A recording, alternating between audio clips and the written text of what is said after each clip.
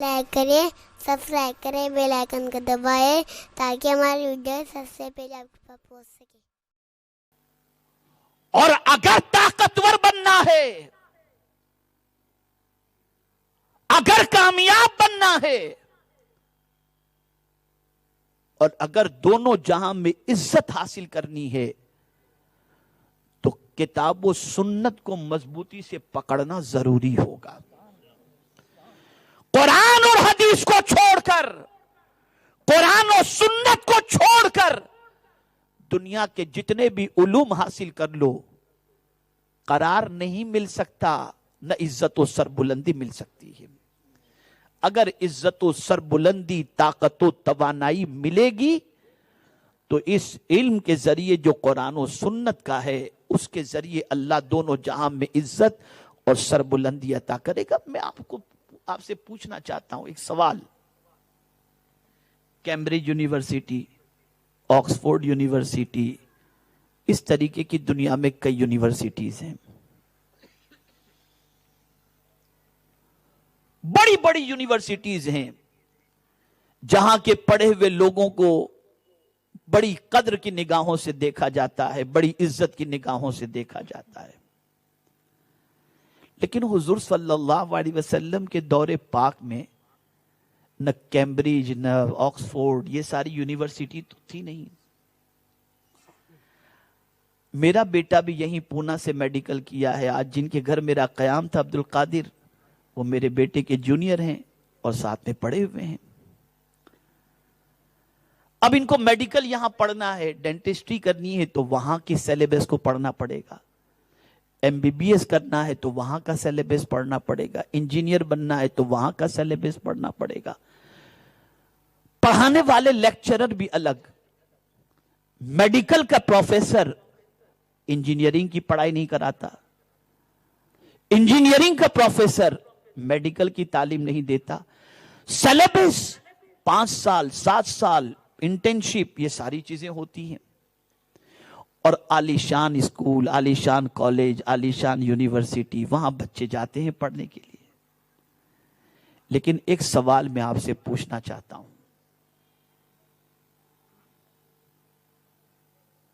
آج تک دنیا کی کسی یونیورسٹی نے صدیق اکبر جیسا پیدا نہیں کیا، فاروق اعظم جیسا تیار نہیں کیا، عثمان غنی جیسا تیار نہیں کیا، مولا علی جیسا تیار نہیں کیا، غوث و خواجہ جیسا تیار نہیں کیا۔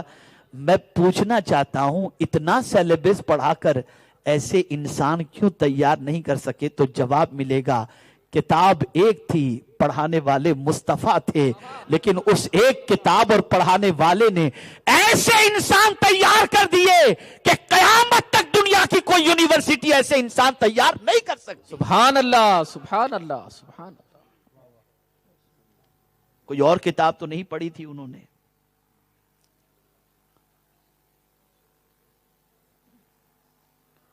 کوئی ایئر کنڈیشن یونیورسٹی میں تو انہوں نے تعلیم حاصل نہیں کی تھی۔ ایک چبوترے پر صفہ، جہاں پر اصحاب صفہ بیٹھتے تھے اور علم حاصل کرتے تھے، تو حضور کے سینے سے جو علم چھن چھن کر کے آتا تھا، وہ علم ان صحابہ نے حاصل کیا، اور اس کے بعد ایسے انسان بنے کہ دنیا کے اندر ایسے انسان آج تک کسی یونیورسٹی نے تیار نہیں کیا۔ ہم آج سب کچھ پانے کے باوجود اچھے انسان اس لیے نہیں بن پاتے کہ ہم نے قرآن اور حدیث سے اپنے رشتے کو کمزور کر رکھا ہے۔ اور یاد رکھیں، بغیر علم قرآن و حدیث کے آپ دنیا اور آخرت میں کامیاب نہیں ہو سکتے۔ انبیاء کرام علیہم الصلاۃ والتسلیم کی پرورش بھی اللہ نے علم کے ذریعے فرمائی۔ فرق اتنا ہے کہ دنیا کا انسان کسی انسان سے پڑھتا ہے، اور انبیاء کرام براہ راست اپنے مولا سے علم حاصل کرتے ہیں، براہ راست۔ اب آپ دیکھیں، میں آپ کو بتاؤں، آج کل تو جس کسی کو دیکھو تھکا تھکا نظر آتا ہے، کچھ کرے تو بھی تھک جاتا ہے، کچھ نہ کرے تب بھی تھک جاتا ہے، اور کچھ لوگ تو سوتے سوتے ہی تھک جاتے ہیں، اتنا سوتے ہیں کہ سوتے سوتے تھک جاتے ہیں۔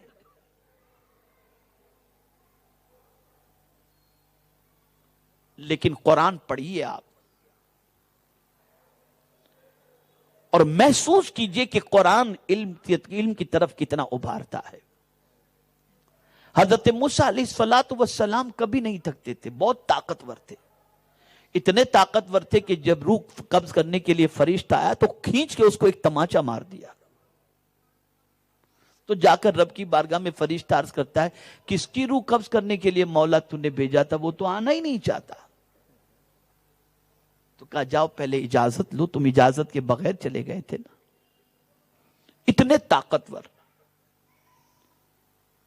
اگر ایک تماچا یا اپنا ایک ہاتھ آسمان کو لگا دے تو ساتوں آسمان گر جائے، اتنے طاقتور تھے حضرت موسیٰ علیہ السلام۔ اب آپ اس سے اندازہ لگائیں کتنے طاقتور ہوں گے، تھکتے کبھی نہیں تھے۔ میں نے جب قرآن مقدس کی اس آیت کریمہ کو پر غور کیا تو مجھے حیرت ہوئی۔ وہ اپنے ساتھی سے کہتے ہیں کہ یوں تو مجھے تھکان نہیں لگتی، لیکن ایک سفر میں تھک گیا، اور وہ سفر کون سا؟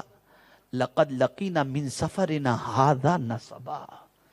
فرماتے میں علم کی طلب میں نکلا تو اتنا میں نے سفر کیا کہ اس سفر میں چلتے چلتے میں تھک گیا۔ یہاں سے مزاج ملتا ہے، اگر تم تھکنا چاہو تو علم کے راستے میں اتنا سفر کرو کہ چلتے چلتے تم تھک جاؤ۔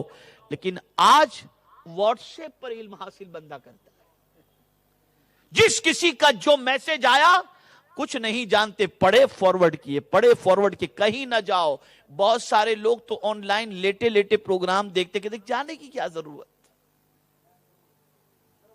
علم کے لیے سفر کرو، علم کے لیے گھر سے نکلو، علم حاصل کرنے کے لیے وقت قربان کرو، اس لیے کہ اگر حضور کو پانا ہے تو علم کی محفل میں حضور ملا کرتے ہیں۔ سرکار مسجد نبوی شریف میں تشریف لے گئے، 2 محفلیں لگی ہوئی تھیں،